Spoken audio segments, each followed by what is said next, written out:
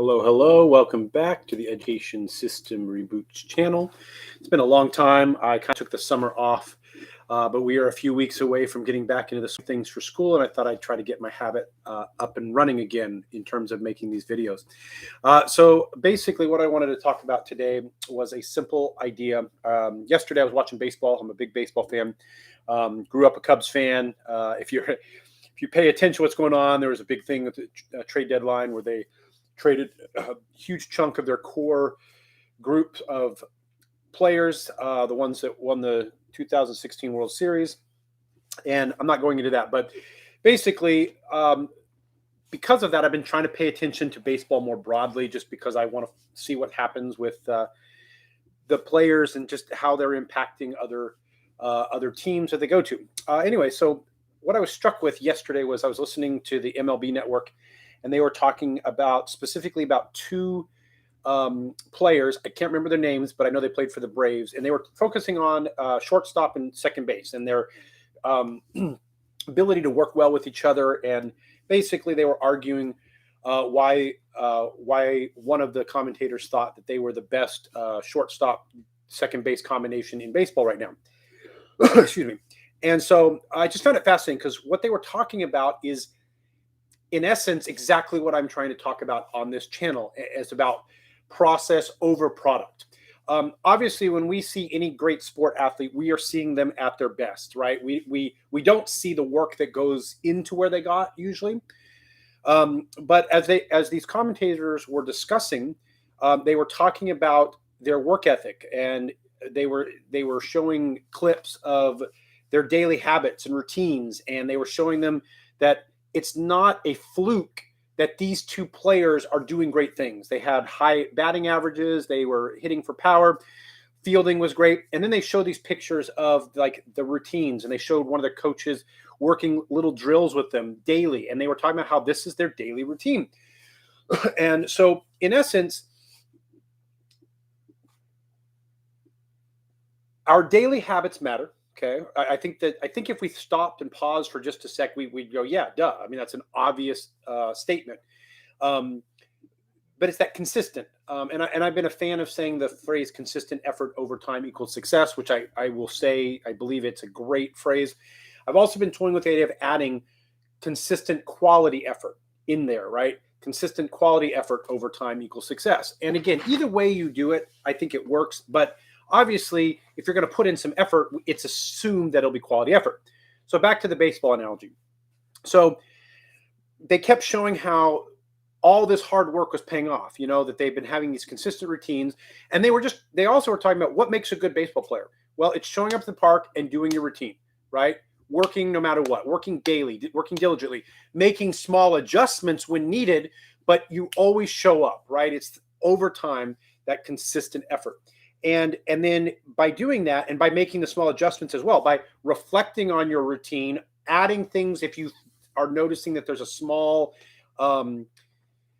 maybe like issue in some small area, you can modify your routine, but it's again, daily effort. And I also thought, in a bigger picture, it's one of the reasons I think baseball is the national pastime, because I feel like the sport of baseball, more than any other sport, really illustrates the core values of what makes America great. And it's the idea of, consistent effort over time, the idea of working together towards a common goal, knowing that you have to be, again, you have to work on all your strengths a little bit and all your weaknesses.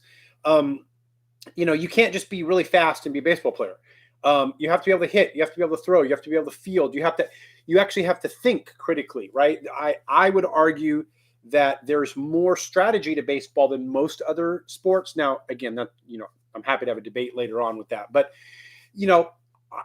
personally, one of the things I've always loved about baseball is how much you have to think about the situation you're in.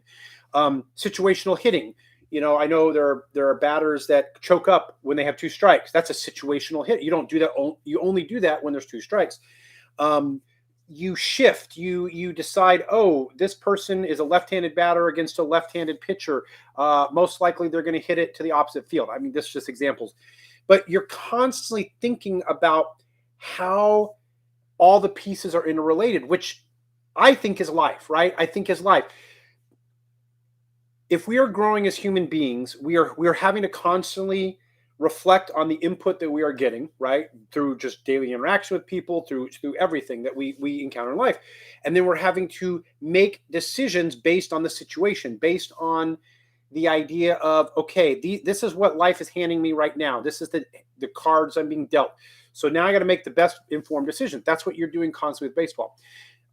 Anyway, again, all of this to bring back is, to be successful as a baseball player, you can't hyper focus on one skill. You have to build a broad range of skills. That's where the education system comes in.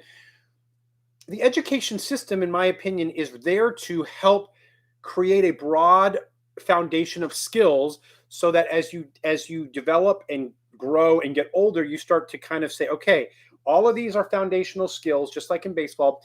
I got to develop all of them to a certain level. But then over time, you will still learn how to say, you know what, I'm more gifted in this area. Just like there are baseball players who are better fielders than there are batters. Now, granted, a Major League Baseball player, right, has all of their skills at a high level. But, we have power hitters, we have contact hitters, we have speed, we have players that can steal bases and players that can't. We have different positions that require different things. A catcher has to have a different mindset than maybe a first baseman or a right fielder or a pitcher, right? All of this is to say that when I look at baseball, I see an analogy, or an analogy for what we are trying to accomplish in the education system. The problem that I see is, unlike baseball, is the education system seems to really focus on the product, right? Let's do this test, let's do this, instead of the skills underneath. Any logical baseball player, any coach, any person that understands, again, the joy of sports, is going to understand that the product comes after the process. The accolades, the ability to get to where you want to go in life, only happens after you've put in the necessary time, right? The necessary process. It doesn't magically happen. It's this idea, and I love this quote. I think it's John Maxwell says it a lot, and he is quoting UCLA coach John Wooden, I believe. But when opportunity presents itself, it's too late to prepare. Any major league athlete, baseball player, knows that they don't magically, even if they're gifted, they don't magically attain this greatness. They have been working on that consistently over many, many, many, many years, 10,000 hours, right? So all of this is to say, when I was watching baseball yesterday and listening to the commentary, it just struck me how intertwined the analogy of baseball is with the education system. And so again, as we kind of get back into the swing of things and start heading towards the school year again, my hope is that I'll be consistent with making more of these videos and just getting these ideas out. So anyway, I don't know if you've ever thought about it, but it struck me that baseball is a fantastic analogy for what we are trying to do in the education system.